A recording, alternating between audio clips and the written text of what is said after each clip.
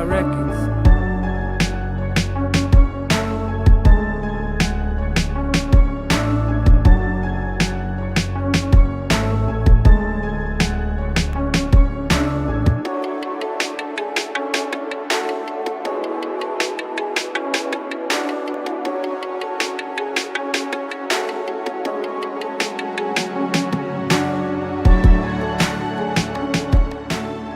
What's up, my people? What's up? What's up? What's up? Can you guys hear me? Mic check. This is a microphone check. Yes, you can. Welcome to the channel. I'm your host, SG. We have hit 170 subs. 170. I gotta salute each and every one of you guys. I really appreciate the support and the love, and I really appreciate everything that you guys have done so far. You're just encouraging me to just go hard on this. So before we get started, of course, We watoto endeni mkafanya nini homework tafadhali. all right. So let's get the kids out of the way first, and then I got this sound bite from one of my friends. He sent me a voice note. He was like, "Dude, just use my voice as one of those sound effects."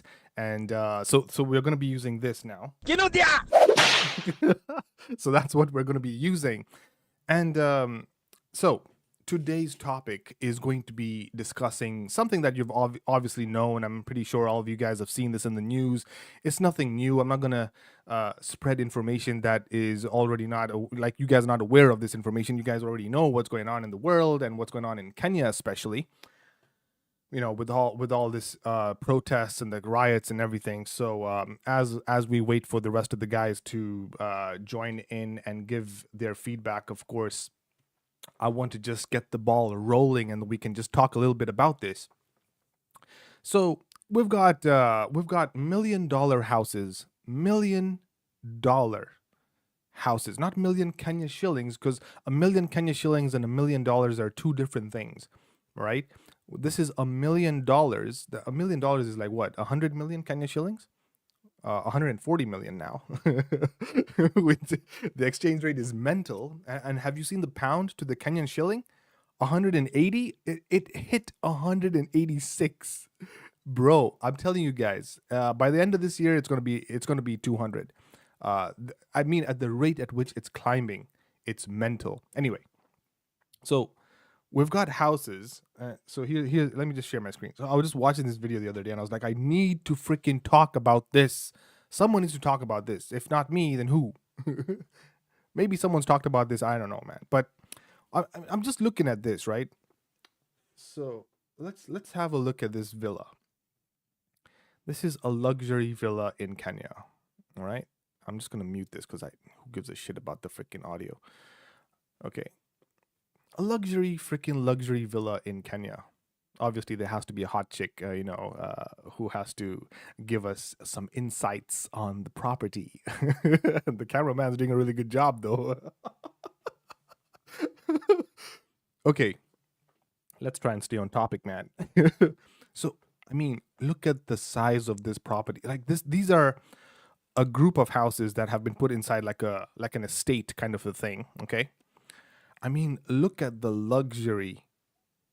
I mean, they have gone through a lot of effort to build this house, and they've put it on the market for $1 million.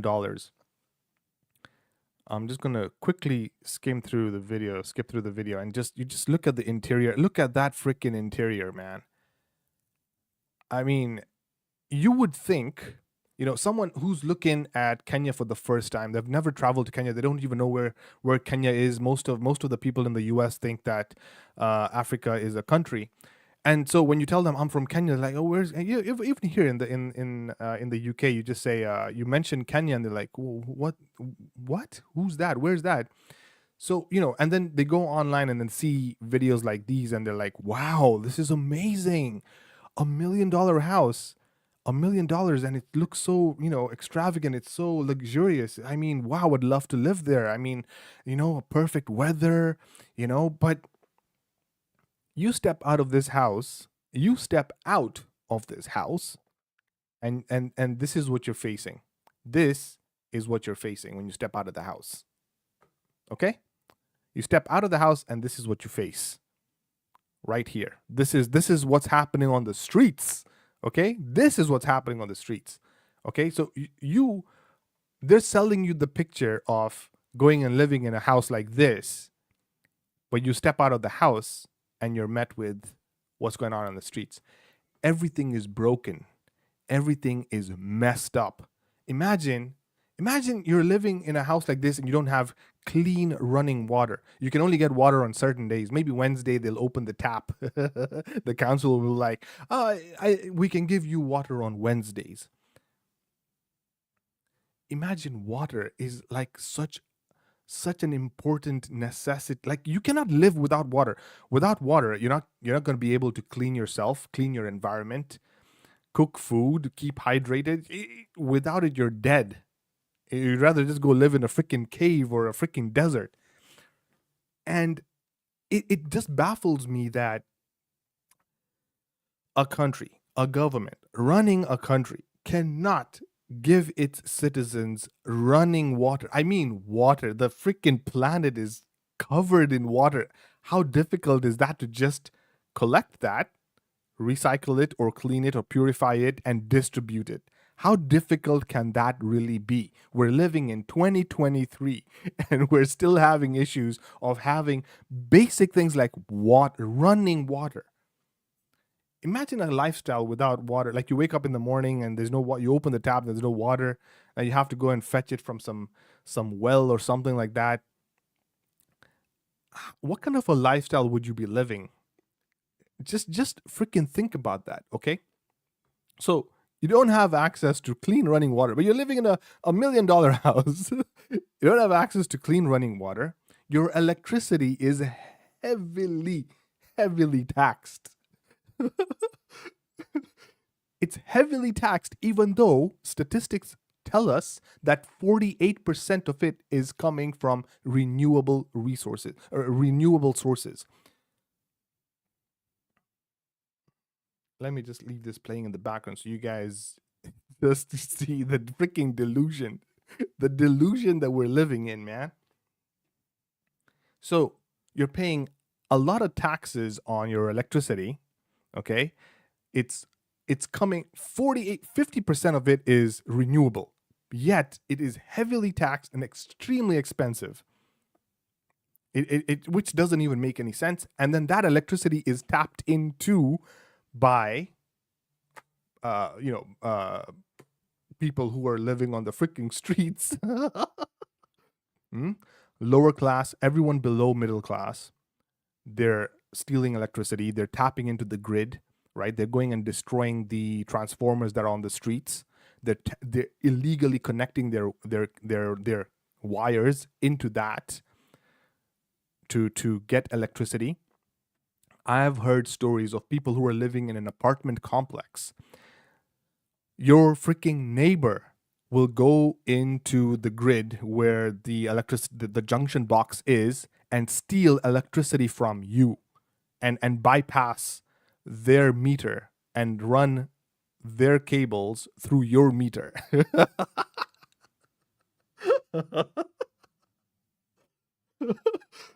It's messed up, man. It's really freaking French toast. Okay. Then you're heavily taxed on commodities. When I talk about luxury items here, we're talking about basic commodities. Okay? Something that you just need, that if you don't buy, you'll die. Just things that you need so that you can survive. Food, water.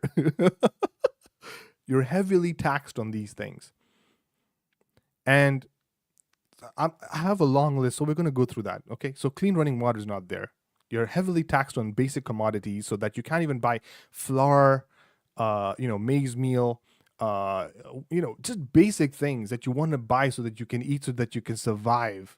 You need it's not like you're going out and buying a freaking, a movie ticket, or you're going and buying candy or something like that, right? Here in the UK, we have like a sugar tax. Okay. Here, what they do is they say, I think they're trying to curb the obesity and stuff like that. So what they're doing is they're trying to say, okay, if you buy something that has sugar in it, we're going to tax you. I'm going to charge you more money. which makes which is a beautiful model. I love that. It's amazing, and I think it's also kind of like shifted me away from sugary drinks and stuff, which is amazing. I mean, why can't they impose something like that in Kenya? Why can't they tax things like cigarettes, alcohol, like heavily, right? Tax these things heavily and then completely remove the taxes off things that are basic, like maize flour. I can't think of other things like, but I mean, there's so many things that you need, like, salads and fruits and all that kind of stuff. Why would you tax these things heavily, right? You'd want these things to be readily available and cheap and easily accessible, so that someone can just go and someone who's not even making that much money can afford these basic things. Okay, so that's the current state of affairs. Then we have lack of proper sewage draining facilities. I have seen places where, and I'm not even joking, guys, I've seen places where there's someone who is standing outside of the freaking street and he's gathering water from the sewage. Tell that to the government of Kenya. Those motherfuckers taxing even sanitary. Mother freaking, where are the whips? Where are the whips for the government?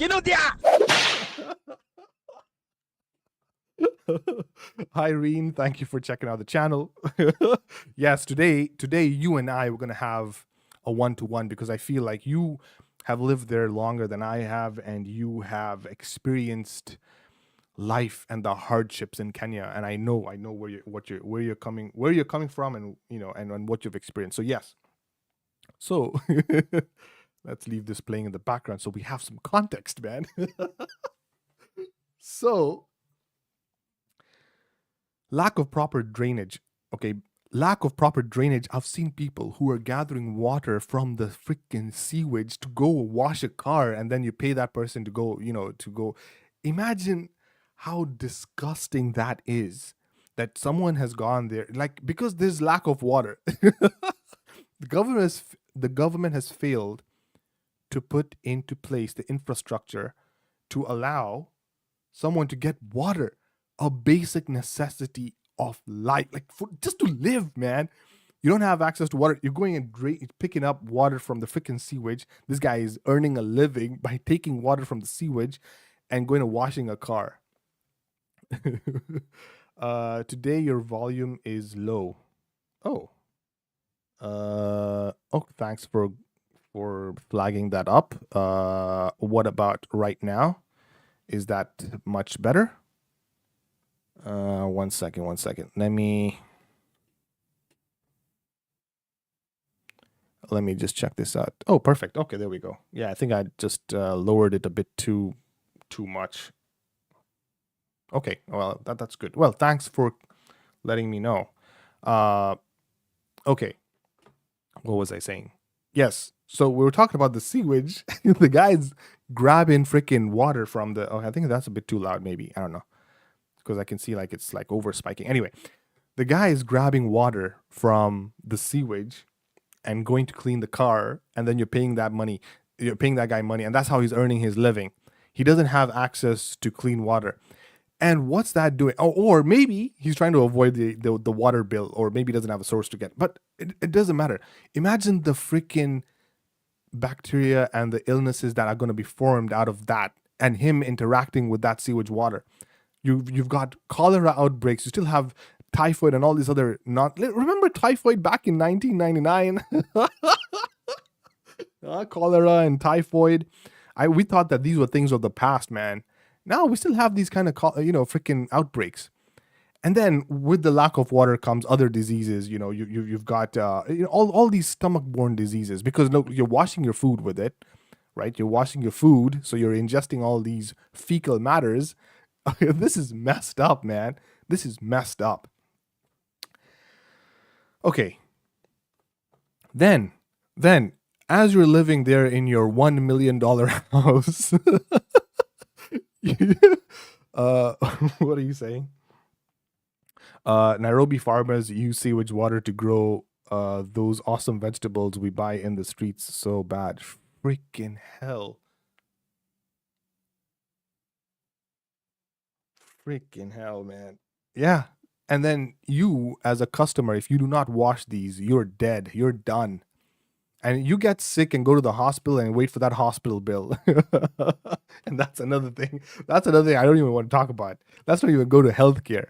I mean, the country's own MPs and government officials, when they get sick, the first thing they do is they freaking book a flight to get out of the country. Where are the whips for these MPs? I just feel like the country is so dick driven, and it's just about greed and sex. That's what it's all about. The men are just interested in, who can I bang and how much money can I make out of someone? How can I swindle someone and how can I go and screw someone over? So how can I screw someone over and how can I screw someone over? Both monetary and physically. So that's all I feel like is going on in the country. And when you have men who are in the top 1%, who are making all this money or have access or have been passed down access to all this money from the previous generation. Your parents left you with a lot of land and a lot of property. And all you can think about is just, who can I bang and who can I screw over and who can I screw over physically? Then no work is going to get done. You're not thinking about building something for the future. You're not thinking about creating a legacy or building an empire. All you're thinking about is Johnny downstairs. That's it. I want to live in the moment. I want to, that's why bars and all these freaking, bars that are doing so well in Kenya. And remember when they closed down the bars, the economy just freaking plummeted. That gave us an insight that Kenya is being held up. It's being held up by the bars, man.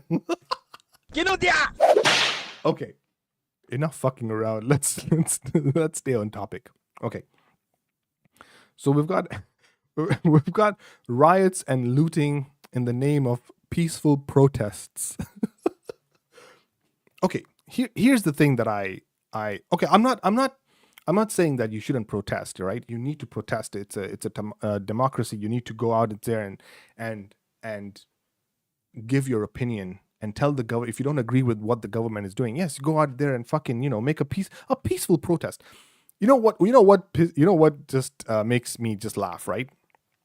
You see something like this. Oh, I'm not even sharing my screen. You see something like this, okay? People are going out there in the streets making all this noise. I get it. You're frustrated. You're lower class. You're not making enough money. It's very difficult for you to live. I absolutely understand that. Okay. First of all, you need to understand is there's such a huge gap between the people who have money and the poor. It is so freaking big that the people who have the money, they're not even aware of what's going on down on the ground. They're so freaking abstracted away from reality that they have no freaking clue what's going on the ground, right? And what it leads to is this, that the only way that they can get the attention of the elites and the people in power and in government is to destroy, is to make noise, right? The only thing I don't agree with when they do these kind of things is, look, this is the infrastructure that you're going to go and use the next day. Imagine you are rioting today, you go and break into a shop, okay? You go and break into a shop, you rob that shop, you know that guy, he knows you. Hey, you walk into the shop, the guy is like, let's say the guy's name is Kamau. Kamau knows you. Peter knows Kamau. Kamau knows Peter. Hi, Kamau. Yeah, hi, I'm coming to protest. I'm going to come and rob you today, destroy the freaking shop, burn down everything, light tires on fire on the freaking side of the road. And then the next day, I'll be the same person who's going to walk into the shop and be like, hey, do you have some bread over there? You don't have bread? Really need some bread today, man. You don't have some bread? Fucking. It doesn't make sense that you'd go and destroy infrastructure that, first of all, it's already fragile. It's already so fucked up. Then you're going and fucking it up even more. And you're going and destroying things that you're going to go and use the next day. And you know very well that this government isn't going to come in and step in and fix the problem. I mean, there has to be another way around this. Maybe if we just stopped paying the taxes, or we just, there has to be another way that the country can, make make the government aware that this is what's going on in the streets. It's like Kamal was always waiting for the opportunity to make you bankrupt without blame being pinned to him. Yes, and then that's the other thing. You see, the other way to look at this is, you see, these people have nothing to lose. They're lower class, right? They have lived in poverty, and they look at middle class and they look at upper class and they're like, shit, man, these guys are living the dream, and I will never be at that position. I have nothing to lose, so let me go on the streets and destroy everything. If I can't have it, no one should. And I think that's the mentality that they have there. When they go on the streets and they freaking riot like this, right? They go there like, okay, I have nothing to lose. What's the worst that can happen to me? They'll lock me up. In fact, being locked up is even better than their current living conditions. That's how fucked up it is. I've seen the slums. I know how fucked up the situation is. There was another documentary that I was watching of how the kids in the streets were addicted to glue. There was this guy from Germany or someone, I can't remember exactly where, but he did a DW documentary. Man, you guys must watch this documentary. That thing was some scary shit. Let me see if I can find it. Man, that thing was some scary shit. And they showed how people were just fighting on like the kids were just fighting on the streets just to survive, and they were addicted to glue and their current living situations. It was so like, you just felt sorry for these kids, man. And these were kids, and that's how they're brought up. And then they're brought up into society like that. They grow up into an adult like that. What kind of a person is this guy going to be, I'll find the link, and I'll talk about it at some other at some other stage. But man, it was just very, very messed up, man. So anyway, so we've got riots, we've got looting, we've got all of that, protest and stuff. Okay. What are you saying? I think you've already said something. Okay. So the other thing is obviously the lack of employment. There's a high demand of jobs, and a high supply of labor. So what's happening is the people who have companies, they know that because so many people are applying to my company and they're desperate to get this job, I can hire them at such a even below minimum wage, and they have no freaking option. They will have to take the job because it's so difficult to get a job in the first place. So they're going to work for less, way less. Okay. What are you saying? Excuse me for 5 minutes, please. There is an online delivery. Okay, go. We're taking a 5-minute break.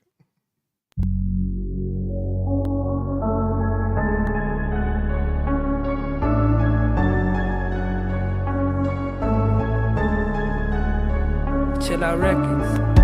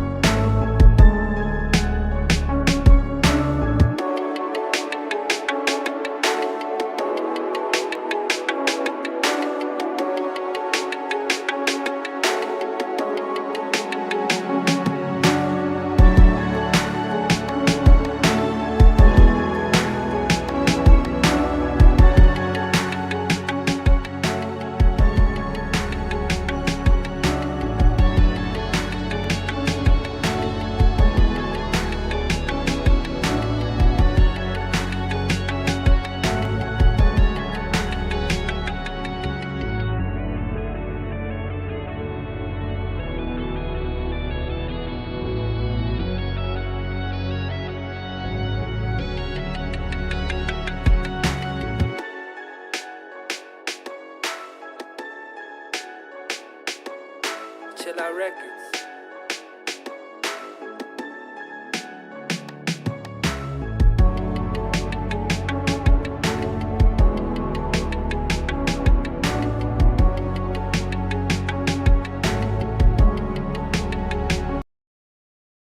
Okay, welcome back. Good.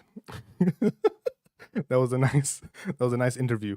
Interval interview. What am I talking about? Okay, so what is I talking about? Yes, talk about the lack of employment. So there's obviously lack of employment because the supply of labor is so high, and the demand for jobs is so freaking high, it's mental. And so anyone who owns a business will they have they're spoiled for choice. They can hire anyone and anyone, and anyone who wants to work will work for less because they want to at least get that little money.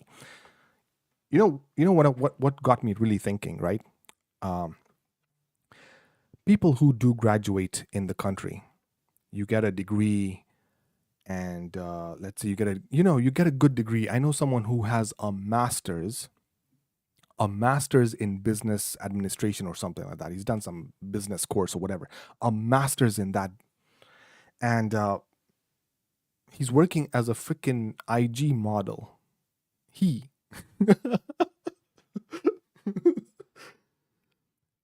what doesn't make sense is, so there are two options. Okay, they'll either venture off into a job where it's got nothing to do with what they've studied. Okay, I'm getting to my point, so you'll get this. They'll venture off into something that they've not studied because the opportunities are not there. So you've spent 4 to 6 years getting your masters, all this other shit, and then you venture off into a field that has nothing to do with what you've studied. So all those years you've spent studying are just a waste because you're not applying that shit. Or the second option is you fly out of the country. You fly out of the country, and when you fly out of the country, you're taking the resource off the country and putting that resource into another country. So the other country benefits from what skills you've just gained. So you're making another country richer. You see what's going on? And you know what the fucked up thing is? Even if the other country pays you less, first of all, at least it's a guaranteed job. You know that the other country, the economy is much better. So you'll move there, you'll get a job. Even if they pay you minimum wage or even slightly below minimum or average, even average, it's still way better than making no money or doing a job that has nothing to do with what you've studied, right? Imagine, Reen, you study to be a doctor, or you study to be an engineer, electrical engineer, and you cannot find a job for 4 years or 3 years down the line, and you end up working as an IG model or something. Not even an IG model. That's not even. Or you become a YouTuber and your channel doesn't even get monetized. You just end up doing something that has nothing to do with what you've studied. Imagine this is you chose that field to study because you were passionate about it. So you don't end up where you're supposed to be, because even if you've done all the planning and you've applied and you've done the studies and all that, most of the people, what they end up doing is the minute I can get a visa to get the freaking hell out of the country, I'll do it. It's killing the country, because what these people don't realize is if they just stayed in the country, I know, just listen to me, stayed in the country and started the business. Right now, there are so many external parties that are willing to fund startups in Kenya. It is mental. In fact, it's so enticing that I'm even feeling like I want to invest in a business there, because it's like there's so much. What are you saying? A cleaner abroad is paid better than a doctor in Kenya. That is very true. Shit. Yes, a cleaner abroad is paid better than a doctor in Kenya. And so then what other options do they have? Just leave the freaking country. I remember I had a lot of friends there. All of them have moved out. Like, let's say out of 100%, I would say 80% of those friends have just moved out. They're like, I can't deal with this shit, man.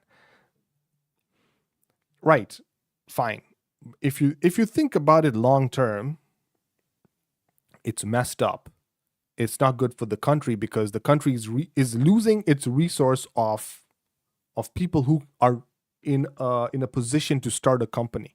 When you graduate, right? You've got all these skills. You have the ability to start a company. At least you have some skills. There are a lot of people who are not educated or don't have the privilege to even graduate from high school. You get your degree, you start a company. It's going to be difficult, but look at the long term. You're creating jobs. Look, we've given up on the government. There's nothing that the freaking government's going to do for us. Okay, the government can't even give you basic infrastructure. so in terms of basic infrastructure, just forget the government. Just leave the government out of it. Just act like the government doesn't exist. It's just another person that you need to keep paying at the end of the month when you get your salary. That's what the government is. All right.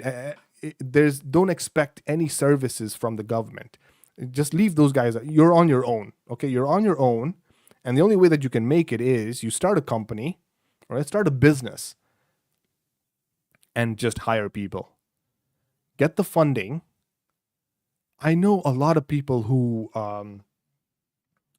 contacted. I think there was someone who contacted someone in Germany, a company in Germany that were willing to get funding to start their own business there in Kenya, and they got quite a good substantial first round of funding. So it was really it was really amazing.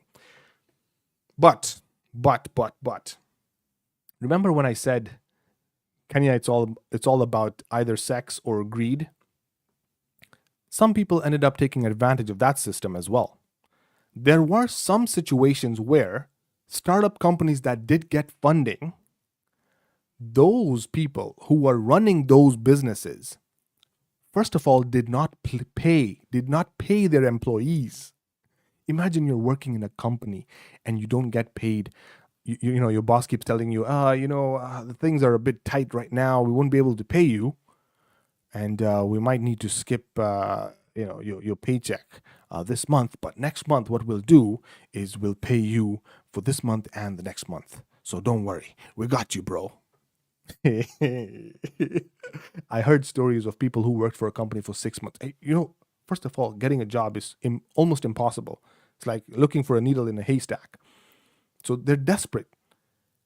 They stay in the company. The guy keeps saying, the CEO keeps saying, I'll pay you next month. I'll pay you next month. That next month never comes. I've seen someone who worked for 6 months.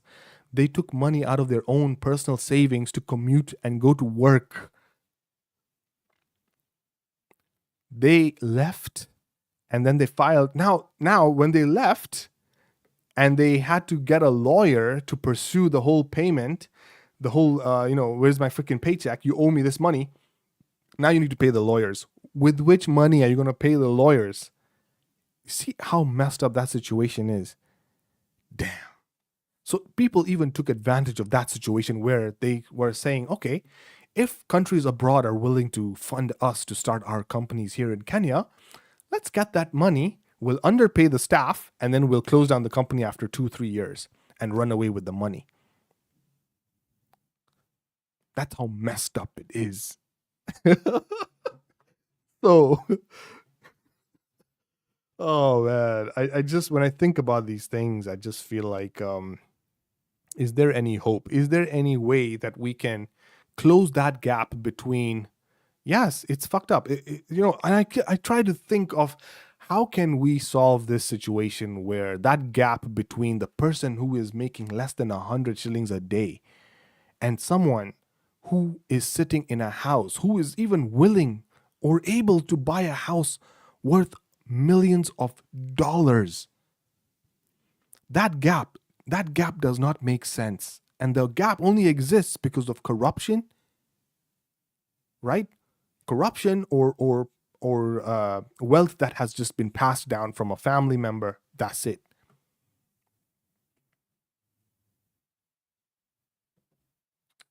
Fuck, man. Okay. Then, other sources of income that people have gone down the route of, and this is women. with the high levels of walking on the streets and doing their things in the middle of the night. You know very well, prostitution is illegal, but because the police can be bribed, obviously, right? So the prostitutes bribe the police so that they can still stay on the streets, and the elite, the people in middle class, and mostly the elite, they can fund, they can afford to go and pick up girls and do all this kind of stuff, and it's so crazy. I mean, the things that I've seen, it's mental. I don't even want to get into the details of what I've seen, but it's messed up, man. It's really messed up. And they have no other option because there are no jobs. There's no other way for a woman to feed her child, to take care and pay the bills. Because bills, everyone has bills, man. We all got bills. Bills are always going to be there for life. Right? You need to figure out, how am I going to solve this problem of paying these bills? And you'll do anything and everything that you can so that you don't freaking die, man. And they end up on the streets. It's messed up, man. It's messed up. So I can't think of ways of how this country can be lifted out of this vicious cycle where even the people who are graduating, people who've got educated, they leave the country. High taxes, the government is investing in infrastructure that does not make any freaking sense. The super highway, or whatever that highway thing that they built, the railroad that they built that connects Nairobi and Mombasa, what does anyone even use that? I mean, okay, they use it, but it's like, even the technology that they use for that, I felt like those loans that they took, that the government took to build that infrastructure, they could have used that to build something else, maybe more houses. They were supposed to build more houses. I don't know what happened. So, maybe help companies help people start businesses, because that would increase jobs. And then when you have more jobs, you have less freaking poverty, you have money circulating in the economy. So we don't even have that. There was another statistic I was reading that 30% of the people in the country don't even have access to electricity. 30%.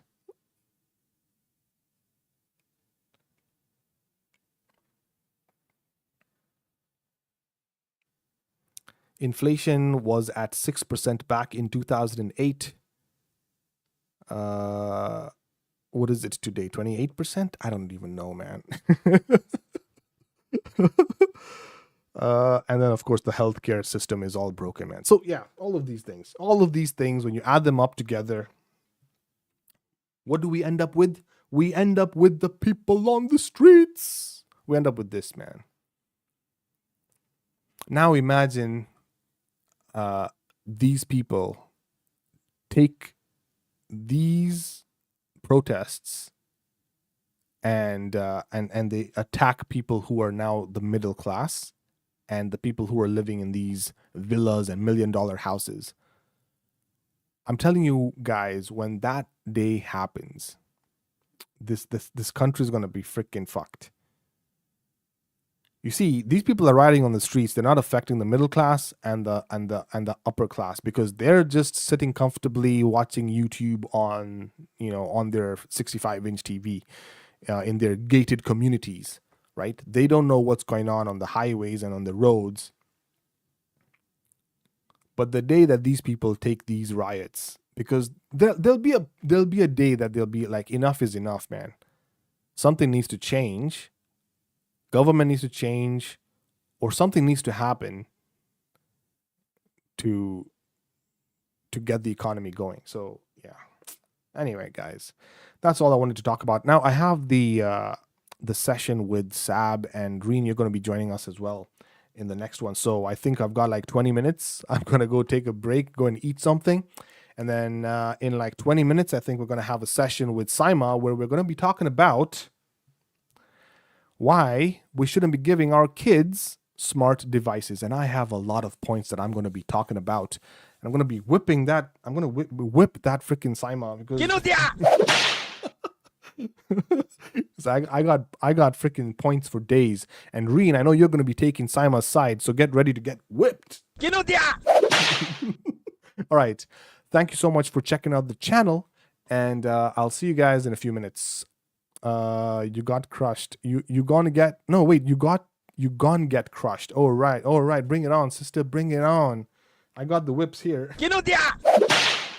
All right. I'll see you in 20 minutes. Peace.